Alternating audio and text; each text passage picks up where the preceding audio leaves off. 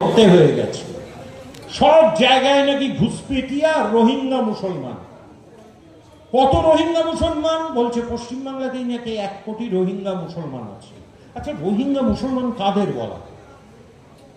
মানুষের পিঠে কি ছাপ মারা থাকে তুমি রোহিঙ্গা? যারা মায়ানমার বা বার্মাদেশে যারা মুসলিম সম্প্রদায়ের মানুষ বাংলায় কথা বলে তারা রোহিঙ্গা মুসলমান। যে কোনো মানুষের হাতে এখন মোবাইল আছে, গুগল সার্চ করুন, সারা পৃথিবীতে রোহিঙ্গা মুসলমানের সংখ্যা কত? বলছে 1 মিলিয়ন, মানে 10 লক্ষ। আর বাংলায় নরেন্দ্র মোদী এসে বলছেন বাংলায় নাকি 1 কোটি রোহিঙ্গা আছে। বুঝুন, সারা পৃথিবীতে আছে 10 লক্ষ, আর প্রধানমন্ত্রী বলছেন বাংলায় 1 কোটি আছে। একটু বলুন না প্রধানমন্ত্রী, আমাদের চ্যালেঞ্জ রইল তৃণমূল কংগ্রেসের পক্ষ থেকে। এই যে ঘুষপেটিয়া বলছেন, বিহারে তো ভোটার তালিকা তৈরি হয়ে গেল, কজন রোহিঙ্গা মুসলমানের নাম ভোটার তালিকা থেকে বাদ হলো? জবাবটা দেবেন? নির্বাচন কমিশন চুপ, উত্তর দিতে পারছে না। লোকই নেই তো, বাদ দিয়ে কিছু সাধারণ মুসলমানের নাম বাদ দিয়ে দিয়েছে। কজন ঘুষপেটিয়া মানে বাংলাদেশ থেকে এসছে বাদ দিতে পেরেছেন? প্রকাশ্যে বলুন, আপনার কাছে তো তালিকা তৈরি, আপনি তো 1 মিনিটে বলে দিতে পারবেন। আচ্ছা, বাংলাদেশের কোনো মানুষ যদি ভারতবর্ষে এসে থাকেন তাহলে সে ঘুষপেটিয়া তো? আমার প্রশ্ন। তাহলে আমার আপনাদের কাছে মাঝে মধ্যে ভয় লাগছে, একটা প্রশ্ন নিয়ে আসছি, যে কোনো মানুষ যদি প্রধানমন্ত্রী নরেন্দ্র মোদীকে জিজ্ঞাসা করে বসেন, ওহে তাহলে শেখ হাসিনাটাকে তুমি তাকে আদর করে দিল্লিতে রেখেছ কেন সরকারি নিরাপত্তায়? এই উত্তরটা দেবেন কি?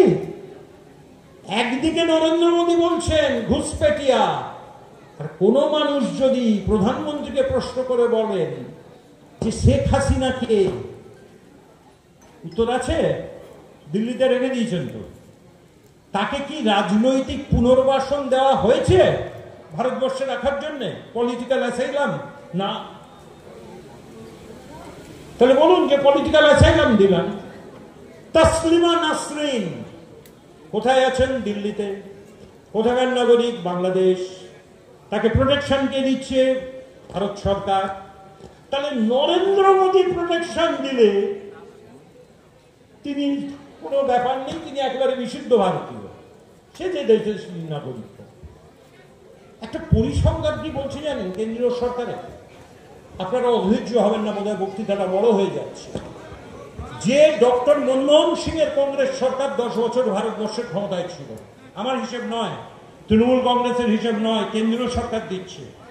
মনমোহন সিং এর 10 বছর 2004 সাল থেকে 14 সাল 83,000-এরও বেশি বাংলাদেশিকে ফেরত পাঠানো হয়েছে ভারতবর্ষ থেকে, 83,000-এরও বেশি। আর নরেন্দ্র মোদীদের 11 বছরের সরকার এখনো পর্যন্ত 3,200 ফেরত পাঠাতে পেরেছে গত 11 বছরে। আচ্ছা, যদি বাংলাদেশ থেকে লোক এসে এই মন্তেশ্বরেও বসে থাকে, তা এটা কার? বর্ডারটা কে পাহারা দিচ্ছে? BSF, border security force. কার দপ্তর? কেন্দ্রীয় স্বরাষ্ট্রমন্ত্রী অমিত শাহের দপ্তর। জবাবটা চাইবো না? পাহেলগাঁও এসে বিদেশিরা ঢুকে পড়ল, 26 জন ভারতীয়কে নির্মম ভাবে খুন করে দিয়ে চলে গেল। তোমার বর্ডার সিকিউরিটি কি হচ্ছিল? নরেন্দ্র মোদী একজনও পদত্যাগ করেছেন। তারপরে ইন্টেলিজেন্স ব্যুরোর যে চিফ, আইবি চিফ পুলিশে কেন্দ্রীয় সরকারের, তার প্রমোশন হয়েছে। আমি দায়িত্ব নিয়ে বলছি, সে রিটায়ার করে যাচ্ছিল, 2 বছরের এক্সটেনশন পেয়েছে। সুতরাং একদিকে বিদেশ নীতি শেষ, একদিকে অর্থনীতি শেষ, হু হু করে জিনিসপত্রের দাম বাড়ছে, অন্যদিকে নরেন্দ্র মোদী কোথাও নেই। পেহেলগাঁও গিয়েছিলেন, এই তো বন্যা এসছে মমতা বন্দ্যোপাধ্যায় উত্তর বাংলায়। পেহেলগাঁও এত বড় বিপর্যয়, প্রধানমন্ত্রী কোথায় ছিলেন?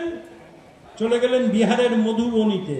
বিহারের মধুবনী, নীতিশ কুমারকে পাশে বসিয়ে বিহারের নির্বাচন। ও শুধু নির্বাচন বোঝে, আর কি করে মিথ্যা কথা বলে মানুষের থেকে ভোট পাবো।